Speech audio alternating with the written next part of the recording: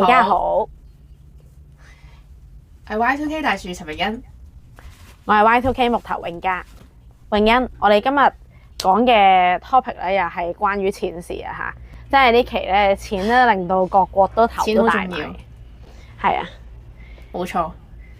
係啊，我哋講咩啊？所以如果你唔使錢，自主可以做到一樣嘢嘅話，會有好多人反對你。好，唔係咯，有講呢頂爛市係冇錯呢條友。冇錯。咁嗱，上一集就講到羅冠聰冇得撈啦，即係好多份工都見財化水啦，都被炒魷啦。而今集咧就想同大家講咧，其實唔止羅冠聰冇得撈嘅，仲有好多咧之前美國出錢養住嘅喉舌咧都冇得撈，我都會同大家講下嘅。我嘅部分咧就係講到咧美國嘅太空人咧都因為咧喺美國咧嘅呢個冇錢嘅關係咧面臨裁員啦。而咧有兩個咧，即係大家如果近來都有留意咧，就係成日都翻唔到落嚟地球嘅兩名執行任務嘅太空人咧，佢哋咧即係翻到落嚟地球咧，可能都冇加班費啊。今日會同大家講下佢哋即係呢個勞工權益嘅問題嚇。即係冇諗過咧，遠至喺太空嘅太空人咧，都會收到美國嘅大信封。美國真係缺水啦，缺水。好，咁開始之前，大家記得要訂閱我哋 Y2K 大樹木頭嘅頻道，撳埋旁邊個啷啷，咁你就唔會錯過我哋任何一條影片噶啦。中意我哋影片支持我哋，記得要讚好同埋留言話幫我聽你嘅睇法，亦都希望咧將影片廣傳開去，更加多人可以明辨是非嘅。要明辨是非，就要睇 Y2K。好，咁先同大家講下咧。美國總統特朗普咧喺3月14號咧又再簽署咗行政命令啦，咁就打算咧解散咧7個聯邦政府機構，咁所以咧即係上一集同大家講到嘅 USAID 啦，嚟緊咧仲陸續有嚟啊，咁包括咧係長年充當住美國政府對外宣傳喉舌嘅美國之音，佢所屬嘅美國全球媒體處。呢個美國全球媒體處咧，其實佢轄下咧就唔淨止係美國之音嘅，仲有咧我哋成日拍片都會提及到嘅自由亞洲電台 RFA， 佢直頭有個專欄咧係專針對我哋中國啦，專針對我哋咧特區政府嘅，都養住咗好多年噶啦，係俾美國咧用嚟咧打輿論戰嘅。文匯報嘅標題咧就係美國之音同埋自由亞洲電台時辰到啦。特朗普咧就唔係淨係亂噏。今次咧仲簽埋行政命令，大筆一揮，相當好笑啊！其實早兩日咧，美國之音同埋自由亞洲電台都一齊嚟招呼我啊！我有見到，冇錯，嗱，即係俾佢招呼一定係榮幸啦！你諗下，美國喉舌喎，出住美國嘅錢喎，都要攻擊你，咁證明你都成為咗佢眼中釘。咁佢就話咧，我同阿霍啟剛咧就俾同行督背脊，冇得撈啦啊！咁點知原來冇得撈嘅係佢哋，原來佢哋講緊佢哋自己嘅處境啊！希望佢可以活得夠長去打返自己塊面。咁其實咧一直咧都只聞樓梯響嘅啫，因為掌管政府效率部嘅馬斯克咧都唔止一次，經常咧係公開講話呢啲西媒咧係浪費美國納稅人嘅錢嘅。美國全球媒體處咧其實就隸屬於美國國會授權嘅獨立機構，全年嘅預算咧係高達2億7千萬美元喎，即係大約21億港元啊！擁有咧2000名嘅員工啦，以49種嘅語言咧去打輿論戰嘅。而家咧就唔係講咁簡單啦，直頭喐手動刀啦。特朗普咧就計劃咧關閉呢啲嘅機構啦，仲包括埋咧有一啲嘅勞資調解啦，同埋協調服務機構啦、博物館、圖書館、服務研究所啦，等等嘅唔同嘅機構咧，都面臨住倒閉嘅情況。呢個嘅行政命令咧，仲要求佢哋咧喺1個禮拜內遞交文件，講明佢哋嘅法定職能，將機構僱員嘅規模咧減少去到符合法律要求嘅最低水平，否則咧就會被解散。所以咧。相信咧都陸續有嚟噶啦，好多咧美國之前養住嘅西人咧或者黃人咧都冇得撈。昆尼皮亞克大學最新嘅民調咧就話美國60%嘅選民咧就唔贊同馬斯克同政府效率部嘅做法，認為咧咁樣大舉裁員咧係有好大嘅負面影響。贊成馬斯克做嘅行為咧，即係佔大約36%。民調仲話咧，7%嘅共和黨人咧係支持馬斯克同埋政府效率部，但係反對嘅咧都佔咗16%，即係內部分裂啦嚇。至於民主黨嘅咧，就相當之團結地咧係反對馬斯克同埋政府效率部嘅，咁啊高達係96%。咁梗係啦，佢炒緊嗰啲係佢種落嘅人嚟噶嘛，佢梗係反對噶。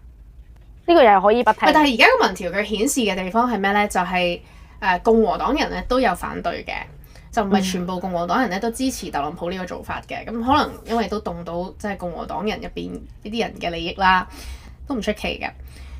咁啊認為馬斯克同埋政府效率部做緊嘅行為對美國係有利嘅咧，只係佔咗40%啊。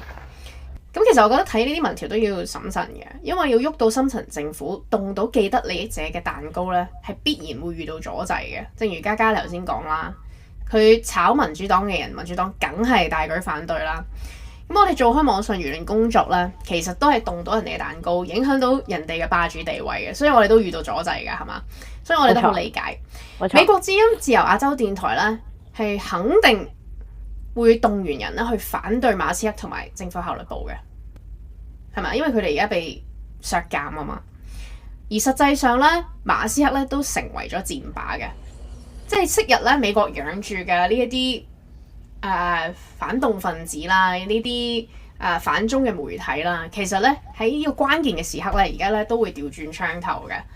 咁所以咧我覺得對馬斯克嚟講咧，而家都有幾大困難嘅。掌管政府效率部嘅馬斯克咧，亦都因為咧同政府效率部咁緊密嘅關聯啊，所以咧大家會將咧嗰個怨氣咧都宣泄喺咧馬斯克嘅正業嗰度，即係 Tesla 嗰度。咁所以咧而家咧Tesla 咧喺美國咧都面臨大批嘅示威者啦，係去到抗議啦，有好多反對嘅聲音。美國各地嘅陳列室咧都有示威者咧係進行破壞。咁可以話咧都形成咗一個佩洛西所講嘅美麗風景線啊。自馬斯克擔任政府效率部嘅高級顧問以嚟咧，美國多個州份咧嘅 Tesla 充電站咧都受到破壞，甚至咧有縱火啦嘅情況出現。咁喺馬薩諸塞州咧，一夜之間咧就有3架 Tesla 咧係被破壞，即係你放喺路邊啫喎，就被破壞，因為你揸 Tesla。咁喺3月9號咧，西雅圖咧有4架嘅 Tesla 咧就突然間起火。3月8號咧，華盛頓州一間Tesla 嘅門店咧就有6架車咧係被破壞。而家咁樣嘅情況，你睇到咧，美國嗰邊咧，即係所謂嘅咩呢啲咩自由民主嚇，你自己咁多票數選出嚟嘅政府，去到做一啲嘅工作，去到做一啲嘅行政，去到佢哋講嘅改善政府效率啦。但係即係實際上民眾嗰一個民事係咪真係咁高水平可以去接受咧？我覺得唔係咯，佢哋都係民粹嘅。即係你做啲嘢唔啱我何車嘅話，我就用暴力去到解決。即係我就同埋揸 Tesla 嗰啲人其實無辜噶嘛，佢隨時可能本身係投民主黨嘅人都唔出奇嘅喎。但係個問題就係咁樣俾人哋去到做一個出氣袋。我覺得咧，即係如果你話香港要咩實行呢啲咩民主化嘅嘢，我覺得其實真係冇乜必要咯。即係咁樣其實只係令到啲人包容性降低啦，亦都唔識得互相尊重啦。即係我覺得呢個唔係一個好嘅優質嘅民主或者好嘅制度咯。即係你睇到啲人養成其實唔係係咁，根本就係老粗都不如，老粗都未必會咁樣做啊嘛，你明唔明啊？但係佢哋就打住自己係咩高水平啊，又已發展啊，又高端人口係嘛，結果做埋啲嘢都係咁樣。真係，所以都係一個笑話。冇錯。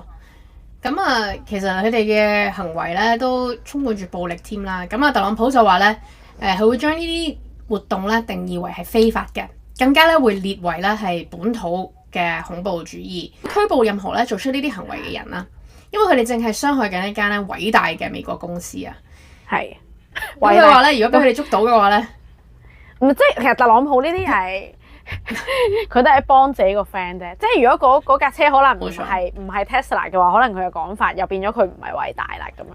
可能佢如果佢係破壞比亞迪嘅，咁佢可能就冇問題啦，就偉大啦。即你明唔明啊？即係佢就覺得哇，你哋啲人做嘅嘢就偉大。即係其實根本啲龍門係兩咁般嘅。你聽完之後，都拗頭啊，就係咁。但係佢哋 deserve 嘅，即係美國人係 deserve 呢啲咁樣嘅嘢嘅。即係神之錯亂係咪？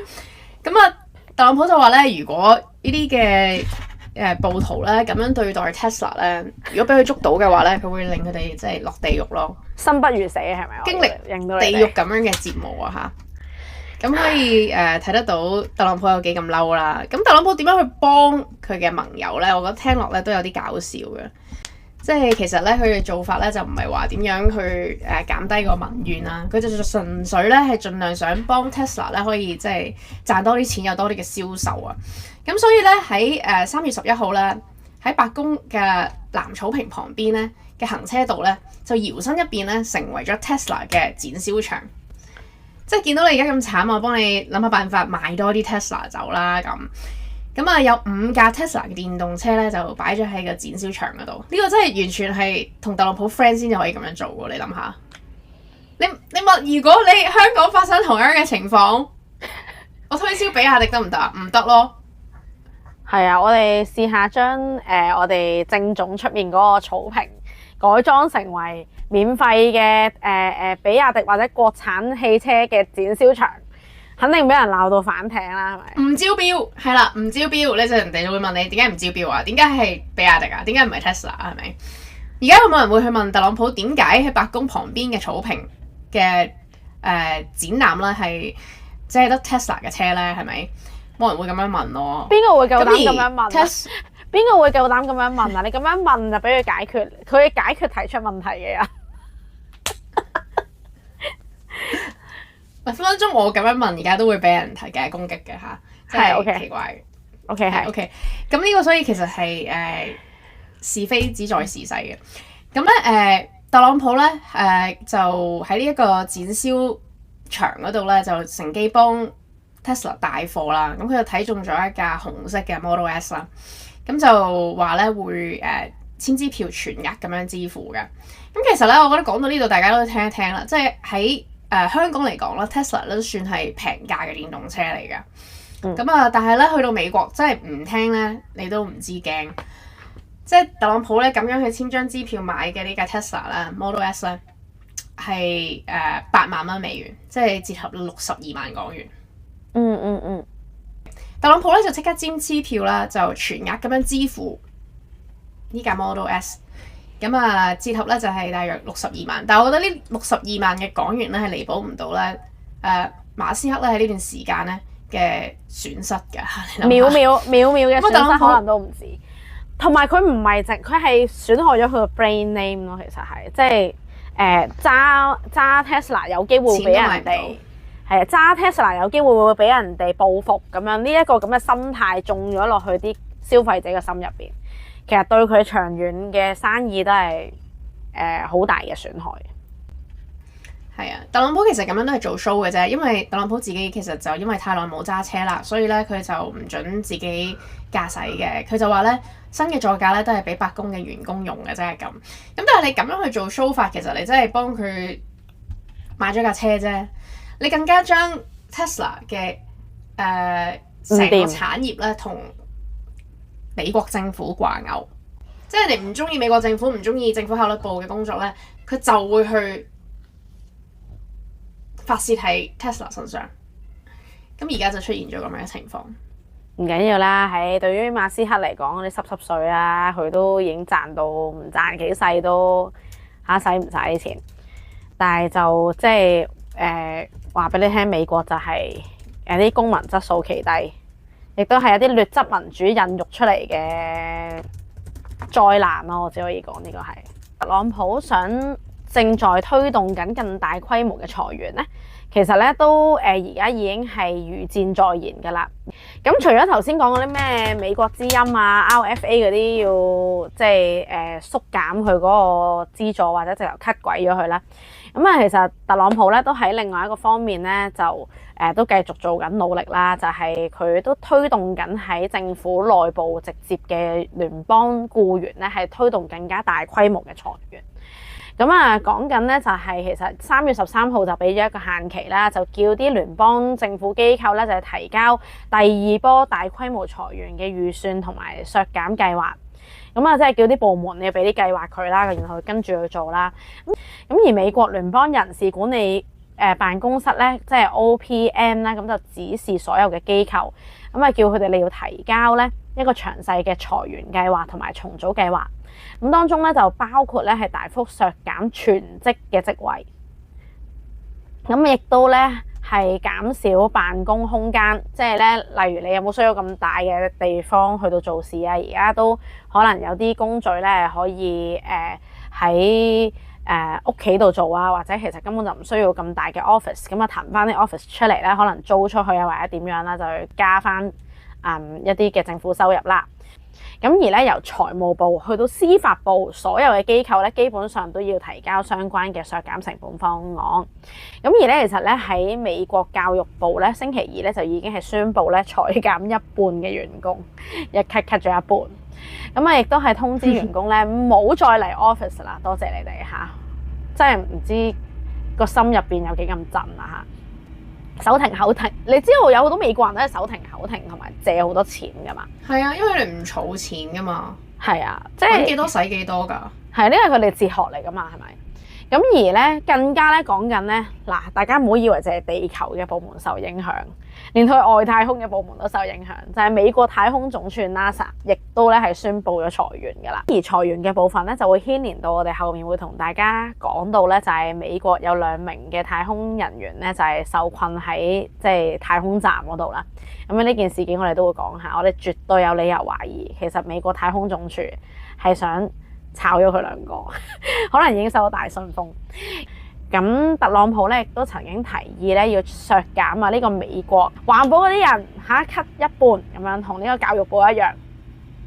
咁咧就要求佢哋咧喺9月30號之前咧就要完成裁員啦、瘦身啦。咁而咧其實美國眾議院咧都一路做緊啲掙扎啦，咁就講到咧一定咧係會去阻止咧特朗普嘅呢個法案進行嘅。咁意味住共和黨咧有機會咧棘住喺白票嗰度咧，先至攞到足夠嘅票數通過。咁如果法案咧喺短期內咧唔獲通過嘅話咧，咁就即係講緊咧就係一個財政撥款啊延長開支嘅預算咧。咁啊，如果唔獲通過嘅話咧，政府咧就直頭會關門㗎啦。咁啊，造成咧200幾萬名嘅政府員工咧被逼放無薪假。咁亦都咧係會影響到基層公務員嘅生計，直接影響到咧幾百萬美國人嘅生活。但係重要咩？即係其實特朗普都唔理㗎啦，即係佢而家就係要做到佢嘅目標，佢唔介意犧牲你幾多人咧，拱翻幾多人出去私人市場，揾唔到工係你哋自己冇能耐嚇，政府都養咗你咁耐啦，係因為你哋唔夠效率或者根本就唔需要你，所以我就 cut 咗你哋咁樣，即係特朗普嘅諗法係咁啊嘛。咁所以呢個都唔重要啦。咁但係咧，我哋就講翻啦，即係喺呢個國際太空站咧，就有2名嘅美國太空人咧，就係滯留咗強迫加班超過咧9個月嘅時間。原本咧係想上去8日嘅旅程咧，點知咧延長咗變成38週、38個星期。呢9個月嘅時間都可以話，即係一個挑戰咧，亦都對於太空人嘅身體嚟講係一個好重嘅負荷啦。咁啊，而家咧開始咧有啲人咧就喺度談論咧呢2位太空人咧返到地球之後咧，究竟可以攞到幾多加班費啊？咁啊，佢哋咧就即係估算啦，就話咧即係呢個任務期咧由8日變成38個禮拜咧，就會有驚人嘅加班費嘅。不過咧有啲曾經做過太空人一啲退休嘅太空人咧講到啦，其實除咗正常嘅薪水之外咧，恐怕呢幾名嘅被逼加班嘅太空人員咧係攞唔到特別嘅加班費嘅。咁咧佢就解釋啦，因為太空人咧就係聯邦政府嘅員工，亦即係講緊咧我哋頭先講到特朗普咧意圖要逼 NASA 炒嘅人嚟嘅。咁咧所以咧亦都係上去太空值班嘅待遇咧，其實等同於喺地球嗰度出差嘅啫，就唔爭得遠嘅。咁咧，就算咧有意外嘅加班咧，每一日咧都係俾4蚊你嘅啫，4蚊美金，28蚊，好慘。咁咧喺太空站咧意外咧待多個9個月咧，但係咧都只係攞得千幾蚊美金嘅啫。